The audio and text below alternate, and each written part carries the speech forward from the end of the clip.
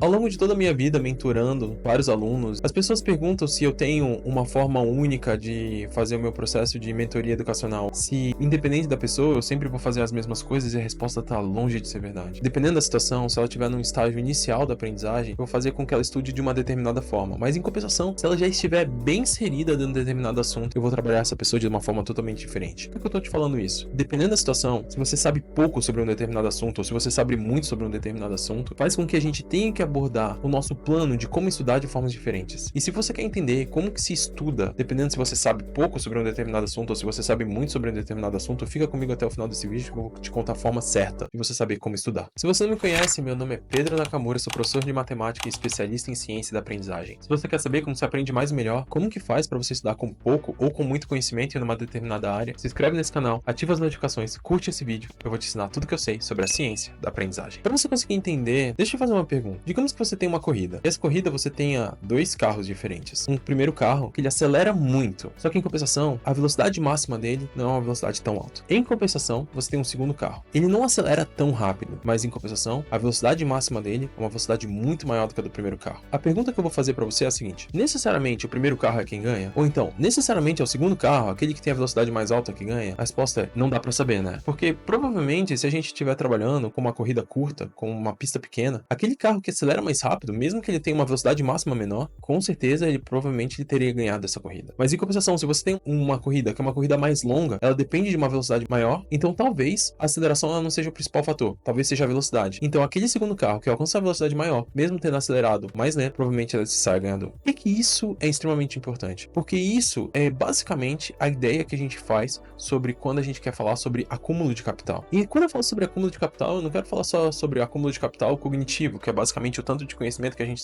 tem sobre um determinado assunto, mas é sobre acúmulo de capital de várias formas, como por exemplo é o caso de acúmulo de capital financeiro. Falar sobre acúmulo de capital financeiro significa como que faz para que a gente consiga acumular o máximo de dinheiro possível ao longo do tempo. Deixa eu deixar bem claro, a gente não tá num canal de investimentos, e eu não tô aqui para fazer nenhum aconselhamento de como você vai investir o seu dinheiro. A única coisa que eu quero falar é sobre como que funciona a regra do acúmulo de capital. E basicamente é o seguinte: quando você quer acumular capital, e principalmente por meio de investimentos, você vai aportar dinheiro, que significa você vai pegar uma parte do dinheiro que você recebe todo mês e você vai colocar ele para investir. E além disso, você vai tentar investir em bons ativos. Isso significa que você vai procurar ou boas ações, ou boas rendas fixas, ou bons fundos imobiliários e o que seja, e você vai procurar por bons ativos que você rentabilize em cima do dinheiro que você investiu. E assim, deixando mais tempo passar, naturalmente o que vai acabar acontecendo é que você vai acabar acumulando mais dinheiro e esse dinheiro vai investindo. Então, existem basicamente três variáveis que faz com que você aumente o seu capital financeiro, que são basicamente o aporte, que é quanto que você investe por mês, a rentabilidade, que significa quanto que rende o seu dinheiro a cada um dos meses, e o tempo, porque quanto maior for o tempo que passar, maior vai ser o potencial da rentabilidade, ou seja, mais você vai fazer com que aquele dinheiro tenha trabalhado para ti. Da mesma forma, o acúmulo de conhecimento, que é o acúmulo cognitivo,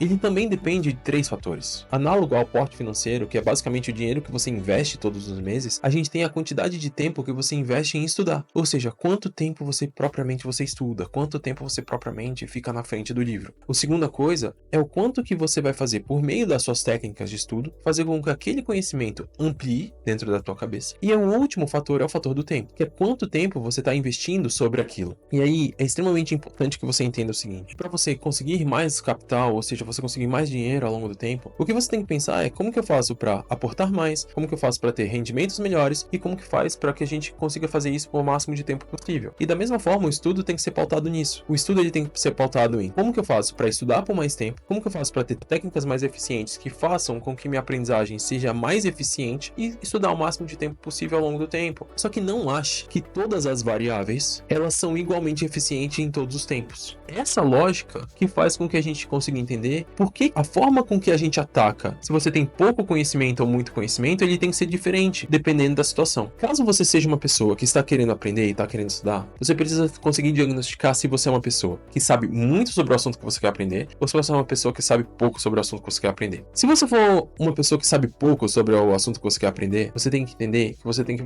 focar em aportes. Aportes financeiros, da mesma forma, aportes cognitivos. E o que é o aporte cognitivo? É tempo de estudo. Nesse começo, se você quer acumular conhecimento, você precisa de um máximo de contato possível com o assunto que você quer estudar. Então, de todas as formas que você tiver, por meio de leituras, por meio de videoaulas, por meio de aulas expositivas, por meio de consultorias, mentorias, por meio de leitura de artigos, por meio de revisões, exercícios, não importa. O máximo de contato possível que você tiver quando você estiver estudando no começo vai ser mais benéfico do que exatamente você procurar pelas formas mais rentáveis possível. Se você passa desse primeiro momento, onde é o momento onde eu já consegui estabelecer cognitivamente quanto que eu sei de um determinado assunto, o que você precisa entender é que depois desse determinado momento, o que você precisa é basicamente de técnicas mais refinadas e formas mais refinadas de estudo. É a rentabilidade que conta mais a partir de um certo momento. Vamos falar sobre o Pedro Nakamura, que no caso sou eu. E vamos falar duas áreas totalmente diferentes. Vamos falar sobre uma área que seria basicamente ciência da aprendizagem e uma segunda área que seria curso. Eu já estudo ciência da aprendizagem há um certo tempo e por isso eu não considero mais que o meu conhecimento sobre ciência da aprendizagem seja um conhecimento raso. Só que em compensação, se você quer saber quanto que eu sei de russo, eu não conheço nenhuma palavra de russo. Significa que a minha forma de executar e trabalhar cada uma dessas duas áreas, cada um desses dois desenvolvimentos dessas duas áreas é diferente. Por exemplo, se você for me perguntar como que eu estudaria russo, necessariamente no começo eu preciso atacar russo o máximo possível. Eu preciso estudar o máximo de russo possível nos primeiros dias, nos primeiros meses provavelmente, e conseguir fazer com que por meio de práticas extensivas, revisões espaçadas, prática de lembrar, contato com o conteúdo, o máximo possível, eu consiga fazer com que o russo vá entrando dentro do meu hall de conhecimentos. Não existe aprendizagem se não existir base, se não existir informação associativa. E nesse começo, a informação associativa, ela é demorada sim para se formar. Então você precisa de contato, você precisa de formas extensivas de você fazer esse primeiro contato. Mas depois que você conseguiu estabelecer isso, aí você precisa de técnicas mais refinadas. Então vamos falar sobre a minha segunda situação, uma situação onde eu vou falar sobre ciência da aprendizagem. E se você me perguntar como que eu faço para estudar ciência da aprendizagem hoje, ele não é mais um estudo onde eu me debruço sobre ciência da aprendizagem o tempo todo. Ele é um estudo deliberado sim, porque eu amo estudar ciência da aprendizagem, mas ele é um estudo com uma técnica um pouco mais refinada. Ao invés de simplesmente eu passar horas e horas estudando ciência da aprendizagem, eu pego aqui a minha horinha diária sagrada que eu vou estudar um pouco sobre ciência da aprendizagem e eu vou ler um artigo, eu vou ler livros, e aí nessa de fazer livros, eu vou tentar explicar com minhas próprias palavras aquilo que eu entendi daquele artigo ou daquele livro, e depois eu vou tentar me testar, tentando trazer à tona, tentando trazer à minha mente tudo aquilo que foi passado para mim. Eu tento contextualizar aquilo, colocando aquilo em situações práticas. Para quê? Para que aquilo vá fortalecendo todo o engrama que eu tenho. Então entenda, no momento em que você tem pouco conhecimento, a tua forma de atacar é fazendo o máximo de aportes possível. Agora, em compensação, se você já tem um grande conhecimento sobre um determinado assunto, a tua forma de atacar aquela informação é por meio de técnicas refinadas. Mas de qualquer forma, qual que é a espinha dorsal de tudo aquilo? A espinha dorsal é que você entenda o seguinte: quanto mais aporte você fizer, o que significa quanto mais estudo você fizer, mais você vai aprender. E a segunda coisa é que quanto mais refinado foram as suas técnicas de aprendizagem, mais você vai aprender também. E lembre-se que o fator exponencial de toda essa equação é o tempo. É quanto tempo você vai estar investindo sobre aquela tua área do desenvolvimento que vai fazer com que você aprenda mais